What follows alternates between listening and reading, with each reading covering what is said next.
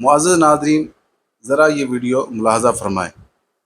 इस वीडियो में एक कारी साहब ख़वातीन के मजमे में बैठकर मय्यत के इसाले सवाब के लिए कुरान पाक पढ़ रहे हैं। तो मैं मोहतरम कारी साहब से दो गुजारिशात करूँगा कि मोहतरम कारी साहब, पहली गुजारिश तो ये है कि ये मरहूम जिनके लिए आप कुरान पाक पढ़ रहे हैं वो तो पहले ही इनसे जान छुड़ाकर अगले जहान हूरों की उम्मीद पर गए हैं, तो आप फिर उन्हीं के मजमे में बैठकर इनसे दुआ करवा के मरहूम के ज़ख्मों पर नमक छिड़कने वाला काम कर रहे हैं।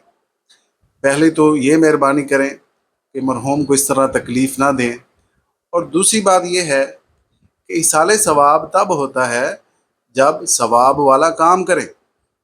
आप तो इसाले सवाब के बजाय इसाले गुनाह वाला माहौल बना के बैठे हैं कि कुरान पढ़कर फ़ौरन ही उसके ख़िलाफ़ आप अमल कर रहे हैं।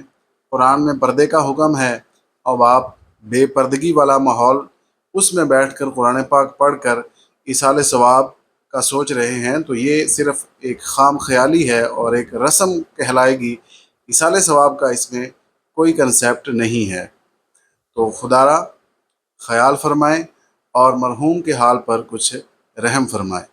आपसे गुजारिश है कि अगर आपको ये वीडियो पैगाम अच्छा लगे तो आपने इसको लाइक करना है और दूसरों तक लाजमी शेयर करना है।